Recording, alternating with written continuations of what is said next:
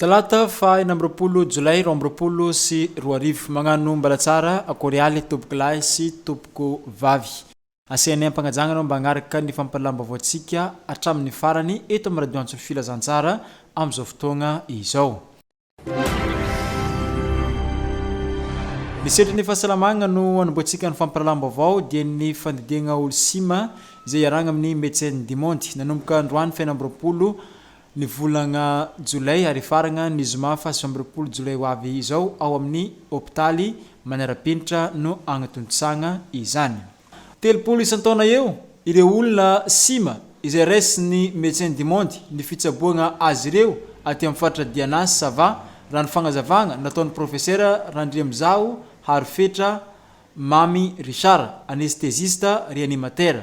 Zaza eo anelanelany iray ka hatramin'ny 12 taona no resin'izy ireo amin'ny titongo rombropolo sy roarivo ity ka araiky ambin'ny folo no isan'ireo zaza vita fandidiana androany fa araiky ambropolo Julay rombropolo sy roarivo tamin'ity fanomboagna ity. Marina fa ny fikarakaragna ny fanafody ny fahatongavan'ny zaza eto Antsiranana dia anjaran'ny médecin du monde avokoa ny miantoka ny rehetra ireny. Efa isa taona izy io tao anatin'ny nanomboka tamin'ny herintaona zany efa nisy mission resaka hoe fikarakarana ireo zaza misy vaky molotra zany na hoe fente labiale dia efa ny fixena isa taona eo amin'ny zaza 30 eo no atao. Androany zao zaza 20 rapitso misy folo mbola miandry zahay satria amin'izao zao dia fantatra fa mbola misy zaza avy any Ambanja, avy any Sambava, avy any Ambilibe mbola ho avy reo zany no amenona an'ilay izy manodididina ny 30 isa eo. Isaky ny mission ataon'ny médecin du monde zany isa taona momban'izy io dia eo amin'ny zaza 30 foana no atao. Ao anatin'io fitsaboana io moa zany dia ry zareo ekipan'ny médecin du monde no miantoka ny fikarakarana rehetra ny fahatongavan'ilay zaza eto an-tampon-tanàna Antsiranana ny fanafody rehetra mandra-pivoaka ny hôpitaly. Rehefa mivoaka ny hôpitaly izy ka hody any amin'ny toerana ny avily ilay zaza dia efa misy dokotera mikarakara an'ireo zaza ireo manara-maso ny fahasalaman'ireo zaza ireo mandra-pahasidany tanteraka. Zay zany ilay fandehan'ilay fitsaboana maimaim-poana ataon'ny médecin du monde aty Antsiranana isan-taona. Eny raha misy sanatry ny vava misy complication après dia mbola raisin'ny médecin du monde an-tanana mihitsy ireo zaza ireo. Rehefa tonga eto Antsiranana ny zaza dia jeren'ny dokotera mpandidy izy dia avy eo jeren'ny dokotera mpampatoro hoe afaka patoriana ve sa mbola misy fikarakarana hafa satria matetika ilay zaza tonga avy any ohatra hoe mikohaka be na sepotra dia iny tsy maintsy mbola tsaboana eto an-toerana izy amin'iny aloha. Dia amin'ireny zaza le tsy lany amin'ity fitsaboana ity zany dia ho ataonay efa ao anaty listry ny zaza ho tsaboana amin'ny manaraka. Raha ity mission ity zao tamin'ny herintaona izahay taty dia nisy zaza teo amin'ny anankisivy teo tsy lany tamin'ny herintaona tsy voadidy tamin'ny herintaona dia tonga eto izy amin'izao dia ireo ataonay androany ireo. Izy io aretina ataoko hoe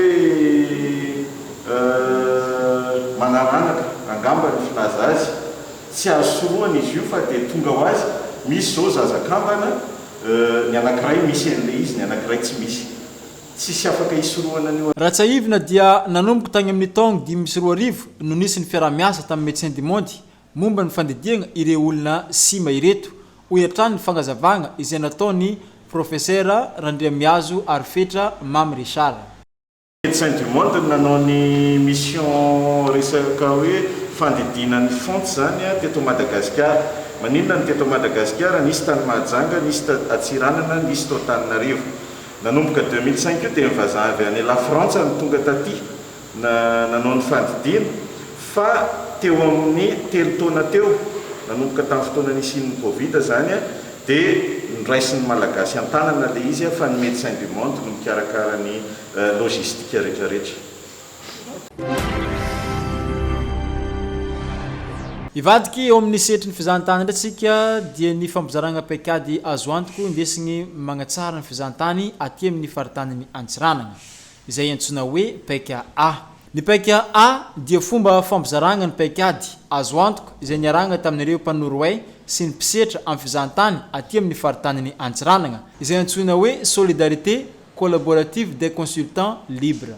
Zany hoe fampizarana an'ilay paik'ady azo antoka afoezina amin'ny hoe paik'ady izay zany no fampizarana tamin'ireo mpiasehatra atao hoe mpanohy ary koa ireo mpiasehatra amin'ny resaka fizahantany eto amin'ny faritra eto amin'ny faritany Antsiranana mihitsy moa zany tena sahirana amin'ny mahasocle na lay solidarité collaborative des consultants libres no nanaovana ny fizarana teto.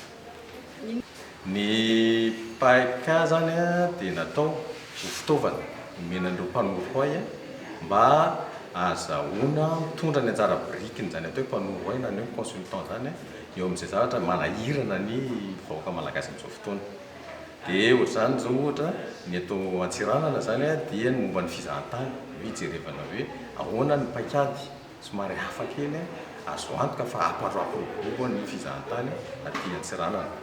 Dia misy ihany koa ho an'ny toliara ohatra dia momba ny hoe sakafo ampy momba ny hoe fampianaran-tsakafo zany ho an'ny fianaratsoa ohatra dia mba ho sokotry ny mpanohy fianaratsoa misy ohatr'izay zany isaka amin'ny faritany dia zay no zaraina ary zaraina amin'ireo ataontsika hoe mpanohy isaka amin'ny faritany mba azahoany mampiasa n'ilay fitaovana atao hoe paika zany rehefa hitady vahaolana.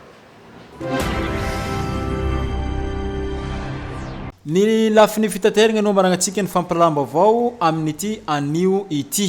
Mahatsiaro ho sahirana ireo mpitondra Bajaj manoloana ny famerana ny frais ho 1000 ariary eto Antsiranana andrenivohitra. Raha nambarany Andriamatoa Ratendra Ndradora Samir filohan'ny fikambanan'ny Bajaj eto Antsiranana. Agnisan'ny mitondra olana ho azy ireo izany ankehitriny hoy ny fagnazavany.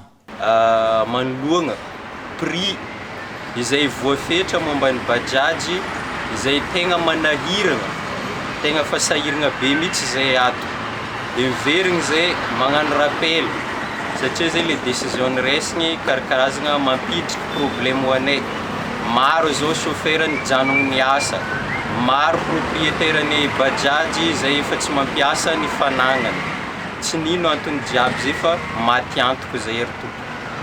Dia manoloana zegny zay mipody mangataka faramparany satria mahita fa presque nanonga aby magnerana Madagascar tsy diso anjara amin'izay ny bus nantanamtarana izay lasa 7005 zay tokokôka ny azava oka zavany resaka tsy nangataka zay hoe atao 100% 2000 ariary fa araka ny fangatanay mijanona 1000 ariary aty amin'ny centre ville lavidavitra izy atao 1500 ariary izy koa fa tegna lavitra izy 2000 ariary.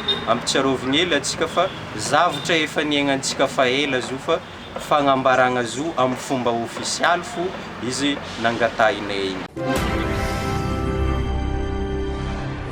Tapitra ny fampiralam-baovao antsika tompoko lahy sy tompoko vavy kasitragnanao nagnaraka hatramin'ny farany teto amin'ny radio Antsony filazantsara ny namanao be mitombo Arlin magnano veloma mandra-piona ho amin'ny rapitso indray veloma tompoko.